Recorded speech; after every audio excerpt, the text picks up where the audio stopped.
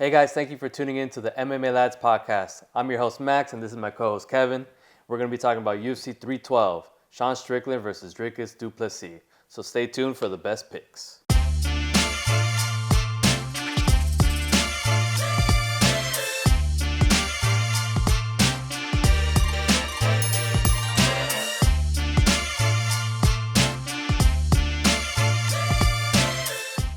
All right, Kevin. So we got Dricus du Plessis versus Sean Strickland, UFC 312. Number two, man. It's a rematch. They had a very close fight the first time. Very close. And, Dricus got the better of him. Some would say Sean Strickland won that one. Are you one of those people that say that? No, No? I know DDP won, dude. I know it. But off the hair of his chinny chin. Just It barely, was very bro. close. It was very Just close. barely. But it was not a robbery. People say it was a robbery. It was not a robbery. It was just a close fight. Yeah. That's pretty much it. And I'll be honest with you, Kevin. Unfortunately, this card is, in my opinion, not that great. It's what the kids say, mid. It's mid. It's a mid card. But sometimes we need a little break of fantastic fights, and then we get a little mid, and then we get another fantastic fight. So unfortunately, this is a little break. Yeah, it's a little break, but even then, we're still gonna watch it. You know, I always watch even the fight night cards. I like watching it all. And who knows? In this card, let's say there might be like a whole bunch of knockouts, and we're gonna be, yo, this card was fucking great, actually. Maybe they beat the shit out of each other. Maybe, yeah. And maybe Sean Strickland doesn't teep and jab him to death. Shit, We'll baby. see. So we got a couple interesting fights that we want to talk about. Unfortunately, we're not going to go through all these fights because, I'll be honest, they're not as interesting as I'd like them to be. But one thing I want to bring up, we got Alexandre Topuria making his UFC debut. Very good. Ilya Topuria's brother. Yeah. He's fighting Colby Thickens. Yeah, thickness. Thickness. That's a funny last name. Thickness. So check this out. The crazy thing about Kobe, he's actually training with Volkanovski. Yeah.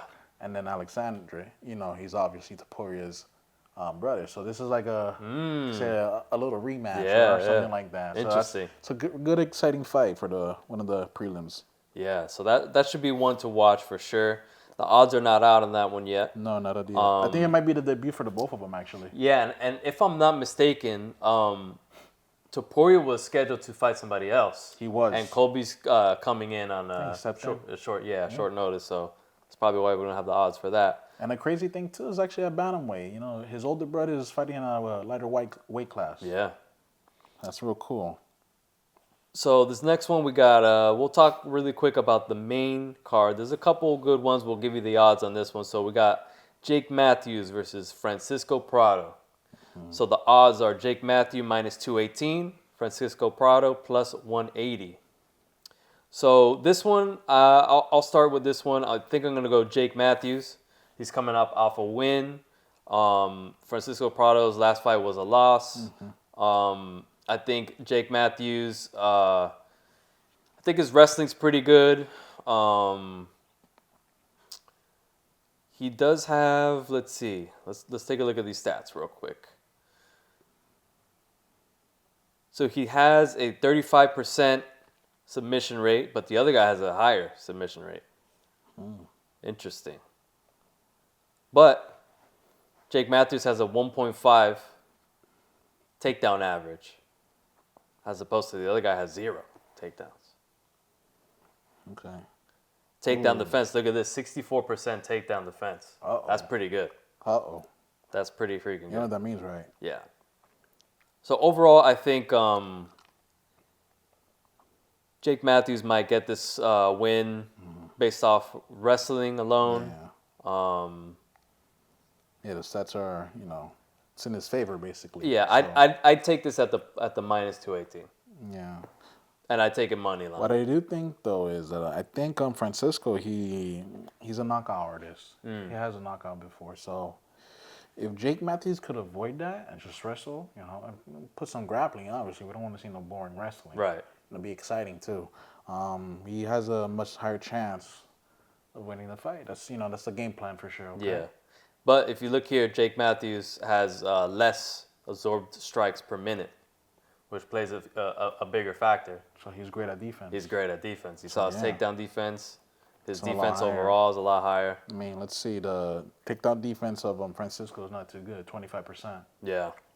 So So I think Jake Matthews gets this done. Grappling, possibly a decision. Yeah. decision, yeah. All right, next up we got Jimmy Crute versus Rodolfo Bellato, or Bellato, or however you say it. Bellato, Brazil.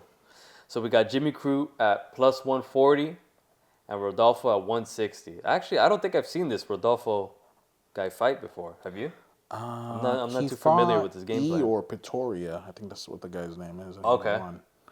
Let's see.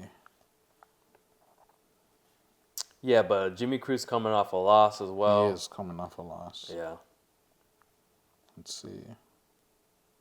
Yeah, he's coming off a loss, a draw, and a loss against Jamal Hill. Yeah. So he hasn't fought since July 8th, 2023, man. Yeah. It's tough. That's almost a whole year worth of, maybe a year and a half worth of not fighting. Yeah, And man. coming off, a couple losses. Yeah. It's going to be tough for Jimmy Crute to get back into the rhythm of things, There's one cool thing about Jimmy. He has 8 first-round finishes. So Right. that's really cool. That's good, but it's also like against who, though? True, yeah. You know what I mean? But we don't know much about this guy. He's only fought once in the UFC, Right. and it was against or Pretoria. Yeah. So So right now, Jimmy Crute is plus 140. He's the underdog. it's not that much. Rodolfo, yeah, by not much, but the odds still have Rodolfo winning. Check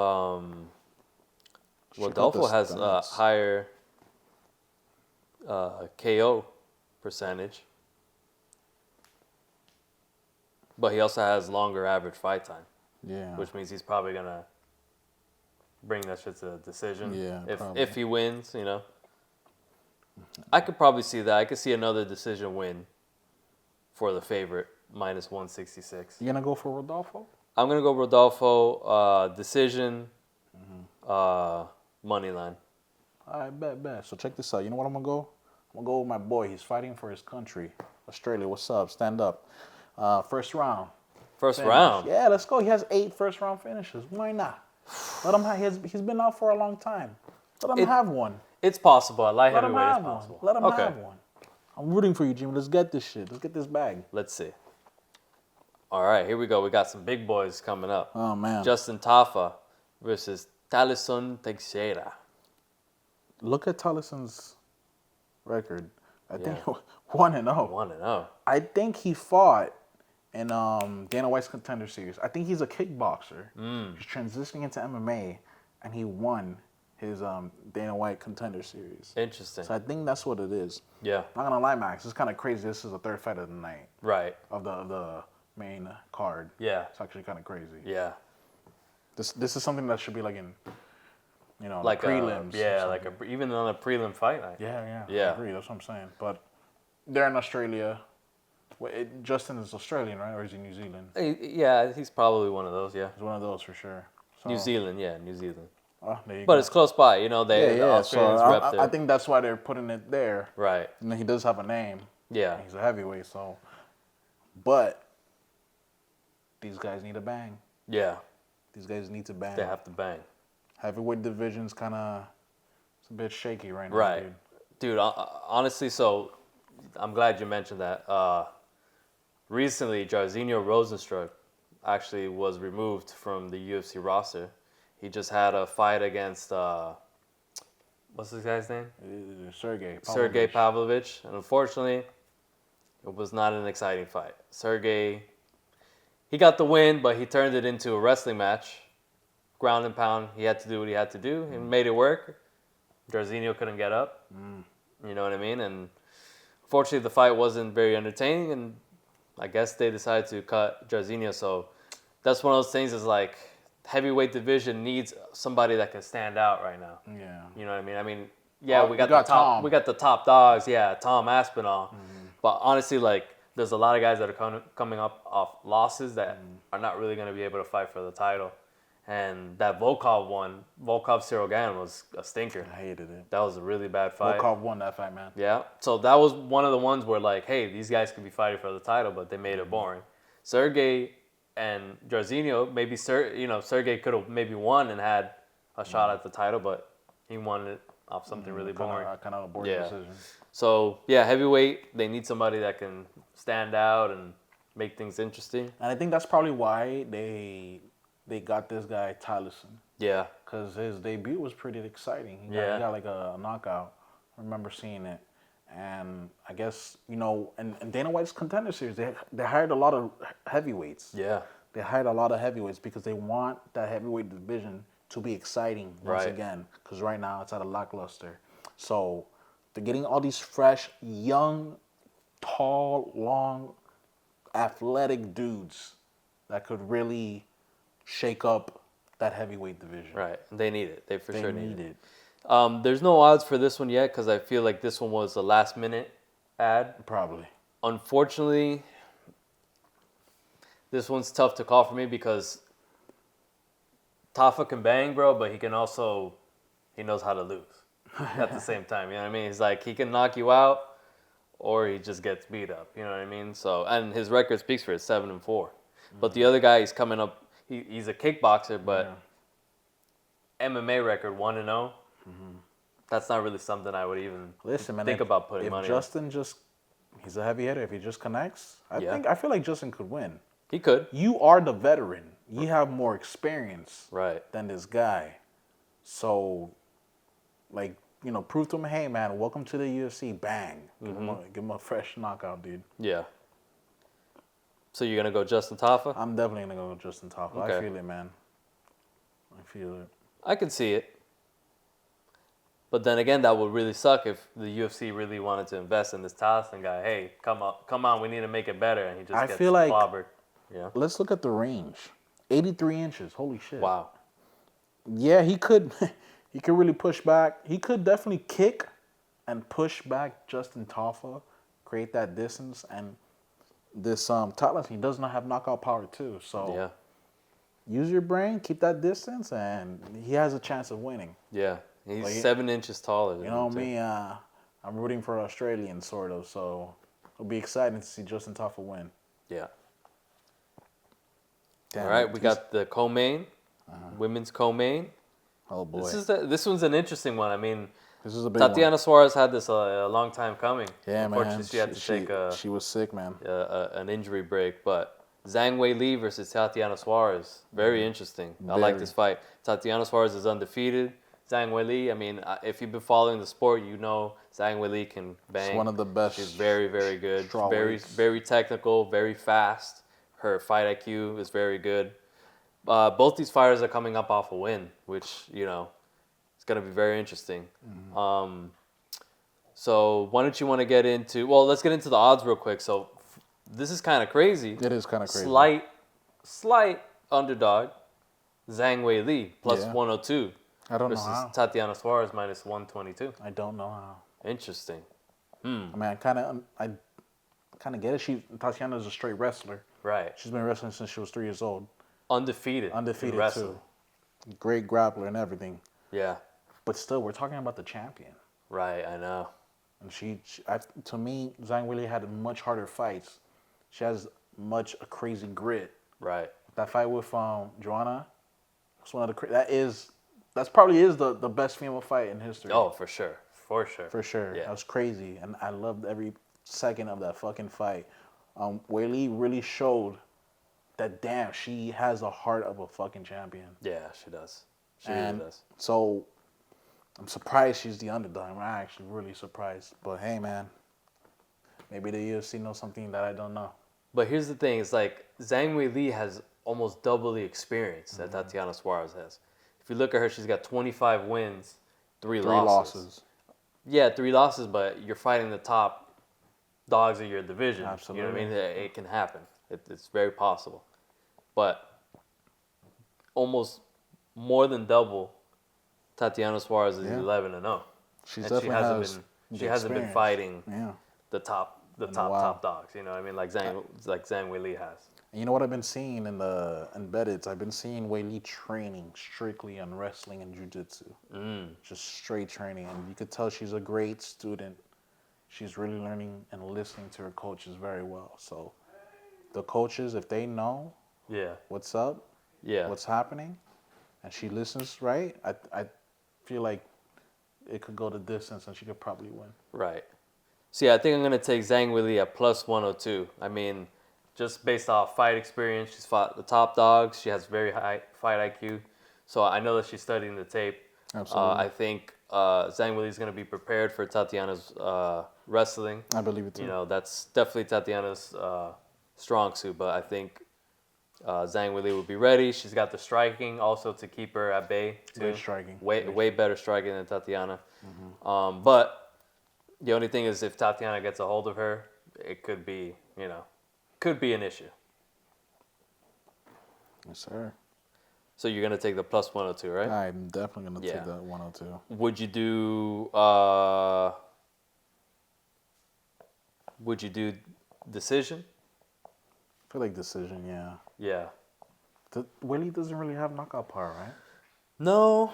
I mean, maybe TKO or she something can like TKO that. for sure. She doesn't really have KO I don't power like think- that, but I think it'll be decision. yeah. I don't see submission. If anybody's gonna win by submission, it's probably gonna be Tatiana. Right. So I don't see it happening. Yeah, I'd probably take decision on that one too. All right, so we got the main event. Dricus du Plessis, the champ, taking on Sean Strickland. They fought before. This is round 2. So we got the odds. Dricus at minus 198 and Sean Strickland at plus 164. Wow, Sean Strickland's still number 1. Yeah. Yeah. So, should we really base their last fight on this one? Or you think it's going to be a new fight? I feel like it'll be a new fight for Sean. I feel like Sean's gonna fight the same way, probably. Sean's going to fight the same way? I feel like he's gonna fight the same way. You don't think he'd learn his lesson, come out a little bit more aggressive? Nah, he's always been fighting that way, man. Right. He's always been fighting that way. But I think he knows that that's what made him Lose. slightly miss up on that opportunity. Yeah. And the thing is, guess what?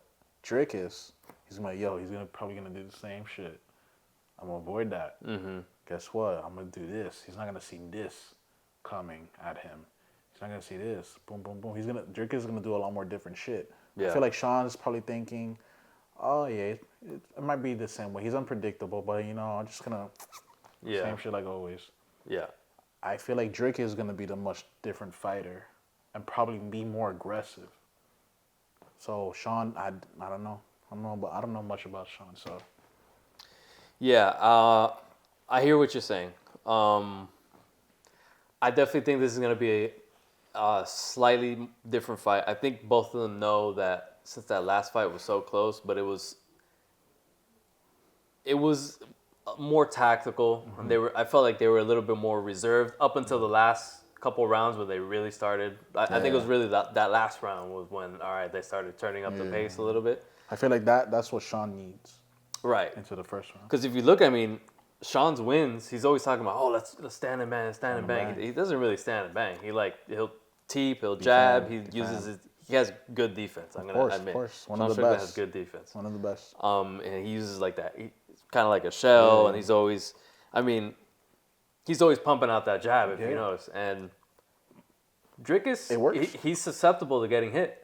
Dricus is definitely susceptible to getting hit. He was definitely hurt in that fight. But unfortunately, Sean Strickland doesn't really knock people the fuck out. It's not who he is. And I'll tell you this.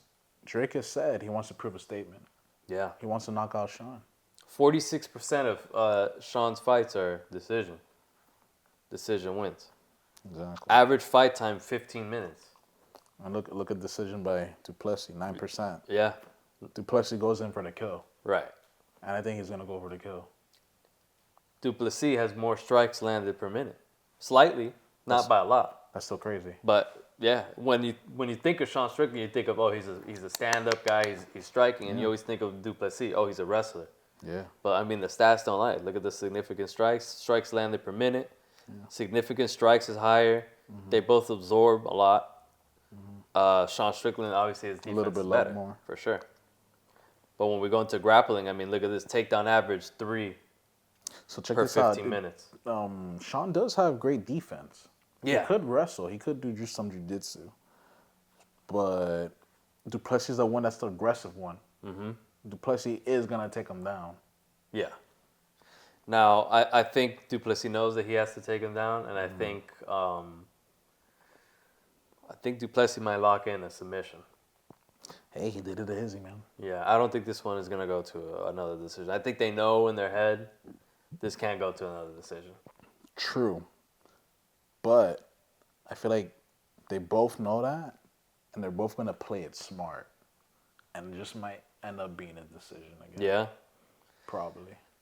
I feel like they're both going to be... The thing is, they both got to be aggressive, but at the same time, they both got to be cautious. Mm-hmm. So... It's going to be like, I don't know. I feel like, I'm not sure. I don't know about this. It's a rematch. Yeah. So I'm still sticking with Dricus. Me too. Duplessis. I want Dricus to win not by decision, just TKO or submission. Definitely I think it's going to be a submission. If I would take the safe bet would be money line on this. When the odds pop up, if submission's there and it's looking nice, I'd take Dricus by submission. Hey, you know what's crazy though? Alex is gonna be in Sean's corner. Fucking Shama. He's usually there though. Fucking Shama, dude. He's usually there. Sometimes he's there.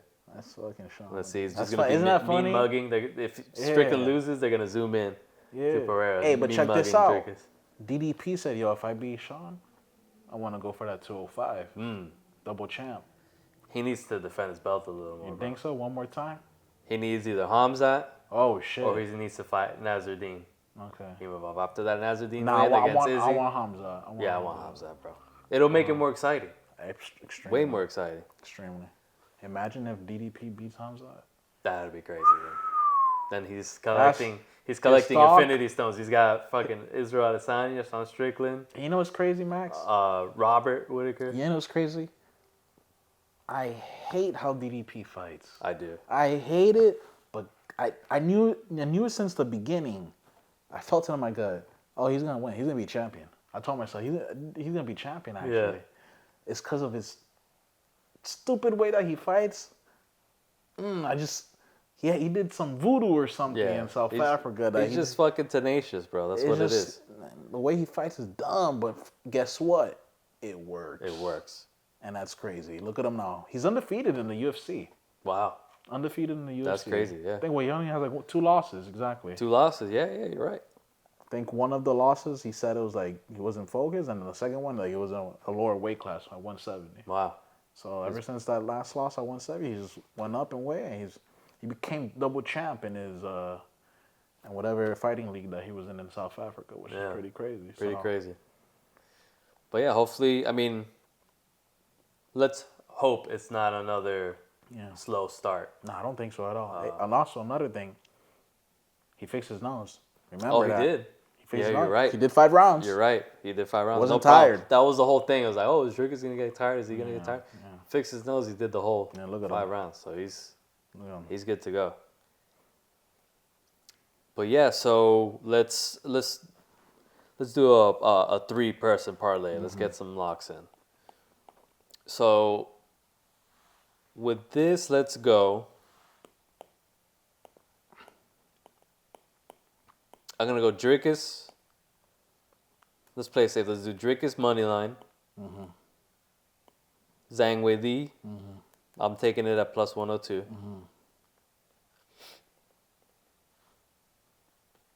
Who do you want to add? I saw you pointing. Jake Matthews. Jake Matthews. I take that. I'll take those 3.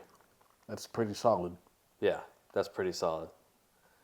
So, yeah, let me know if you guys take that bet. If you win something, let us know in the comments. We'd love to hear it. And hopefully we win you guys some money. But that is it for UFC 312. Thank you for tuning in, and we'll see you on the next one.